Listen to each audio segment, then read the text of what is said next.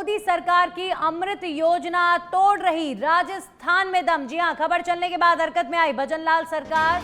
9 अप्रैल को सच पे धड़क पर अमृत योजना को लेकर खबर चलाई गई थी। 5000 करोड़ के टेंडर नहीं खोले जाने को लेकर पीएचईडी एसीएस को फटकार भी लगाई गई है।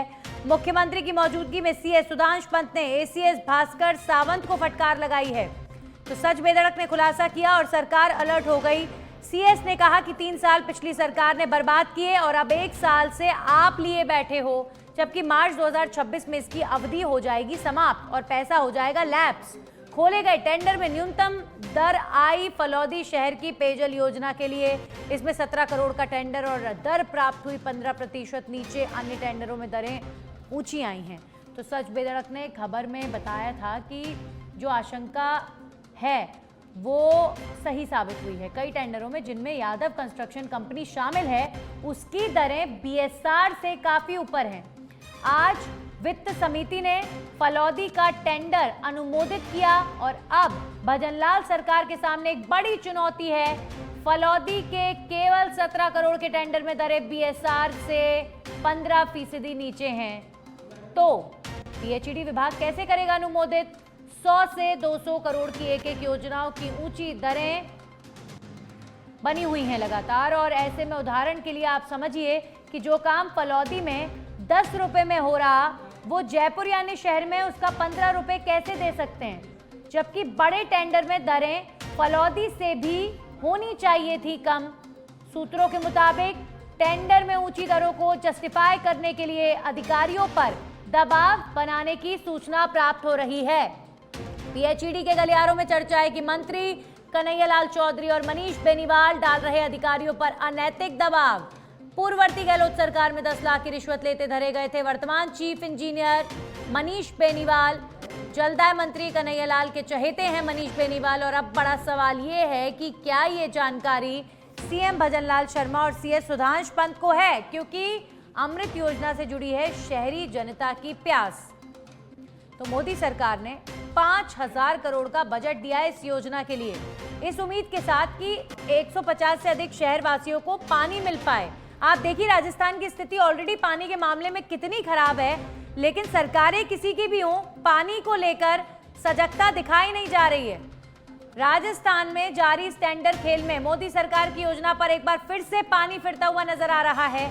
तो अब देखते हैं भजनलाल सरकार अमृत योजना को लेकर जो खुलासे हो रहे हैं, और ये जो खुलासे हैं ये सरकार को इस कड़ी में कमजोर दिखा रहे हैं।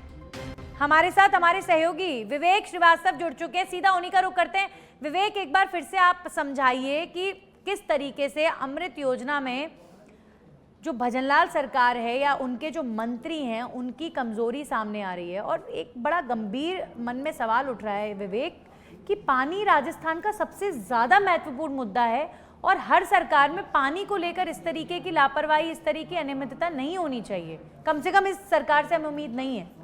बिल्कुल नंदिनी, राजस्थान में पानी की जो अहमियत है वो हर प्रदेशवासी समझता है और इसी को समझते हुए केंद्र की मोदी सरकार ने 5000 करोड़ रुपए राजस्थान को दिए। 150 से ज़्यादा जो शहर हैं उनमें घर घर नल से जल पहुंचाने के लिए मोदी सरकार ने पैसा रिलीज कर दिया। पिछली गहलोत सरकार ने 3 साल इस काम को लटकाए रखा, वो इस पे फैसला नहीं कर सकी, तो 3 साल तो वो बर्बाद हो गए। साथ में अभी भजनलाल सरकार को आने के बाद करीब करीब 1.5 साल होने वाले हैं, लेकिन आप दुर्भाग्य कहेंगे इसको कि 5000 करोड़ की जो योजना है उसमें केवल एक 17 करोड़ का टेंडर अनुमोदित हुआ है, वो भी आज। 4983 करोड़ के टेंडर अभी तक नहीं अनुमोदित हो पाए हैं, क्योंकि बताया जा रहा है बीएसआर दरों को लेकर काफी झोल है।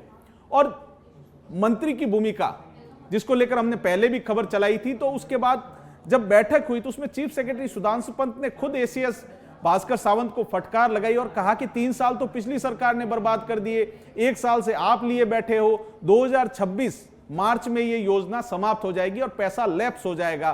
तो अब कह सकते हैं कि एक बड़ी चुनौती भजनलाल सरकार के सामने है कि 11 महीने में क्या संभव है।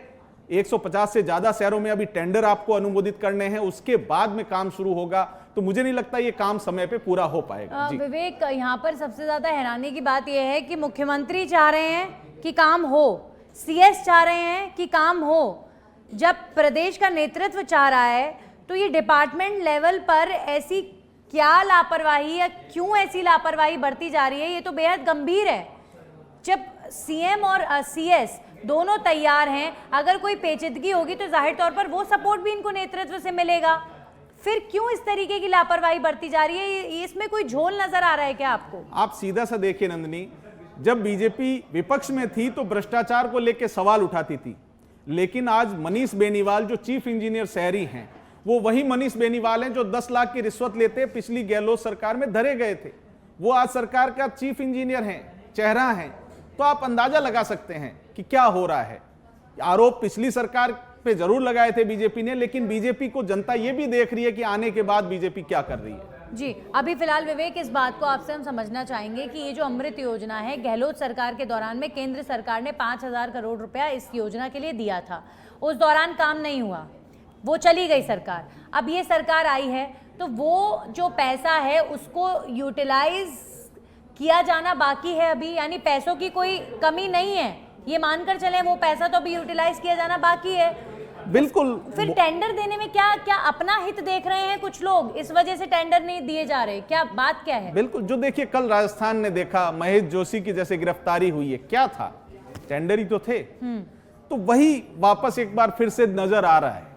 नजर इसलिए आ रहा है क्योंकि 5,000 करोड़ के टेंडर जारी करके अभी तक तो काम शुरू हो जाना चाहिए था, लेकिन जिस तरीके से काम किया जा रहा है, आप सोचिए आप कि 5,000 करोड़ में अभी तक ये सरकार केवल 17 करोड़ का काम आज अनुमोदित हुआ है और अब 17 करोड़ का काम शुरू होगा। लेकिन उसमें भी देखिए बीएसआर दरों में जो झोल है वो अपने आप में बहुत बड़ी बात कहता है कि फलौदी में अगर 10 रुपए में कोई काम हो रहा है तो वो जयपुर में आप उसको विभाग को तय करना पड़ेगा कैसे उसको 15 रुपए में या 17 रुपए उसका देंगे, क्योंकि बड़े टेंडर में तो रेट कम होनी चाहिए, लेकिन यहां उल्टा हो रहा है। ये बीएसआर के रेट्स में ये जो डिफरेंस आ रहा है, ये जिन्होंने बनाए या जिन्होंने ये रिपोर्ट बीएसआर की तैयार करी है, ये सवाल तो उनसे पूछा जाना चाहिए।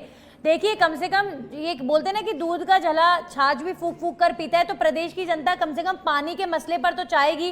पिछली सरकार पर 900 करोड़ या 2,000 करोड़ के घोटाले के गंभीर आरोप हैं, महेश जोशी जी धर लिए गए हैं। अब आगे क्या होगा? जनता का जो गरीब आदमी का पैसा खपना था, उसको जो पानी मिलना था, उसका हक तो चला गया। लेकिन अब कम से कम ये जो अमृत योजना है, ये तो देखिए अब प्रदेश में बीजेपी की सरकार है और केंद्रीय स्तर पर मॉनिटरिंग भी लगातार हो रही होगी। तो विवेक, कम से कम ये उम्मीद नहीं कर सकते क्या? बोले ये हैरानी का विषय। बिल्कुल, देखिए केंद्र की मोदी सरकार प्रदेश की जनता की तकलीफ को समझ रही है।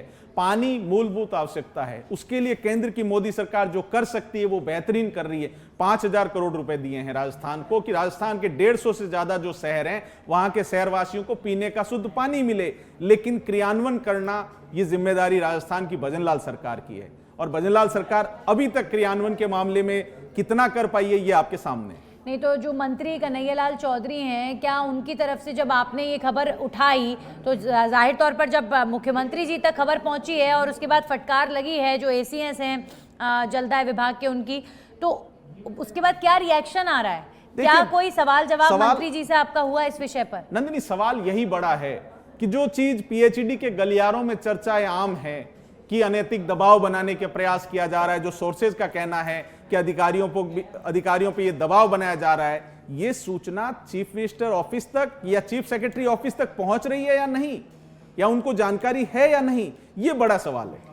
किस तरह का दबाव, एक बार अगर विवेक आप बता पाएं कि अब किस तरह का दबाव? क्योंकि देखिए आप तो पत्रकार हैं और आप इतनी हिम्मत दिखा रहे हैं कि आप ये बात ऑन एयर कर रहे हैं, तो हमें भी गर्व है आपके ऊपर, लेकिन ये दबाव अगर सच है कि मंत्री या उनके डिपार्टमेंट की तरफ से अधिकारियों पर बनाया जा रहा है तो ये बहुत गंभीर मामला है। फिर तो मतलब क्या बोले, क्या भ्रष्टाचार बोले इसको भी?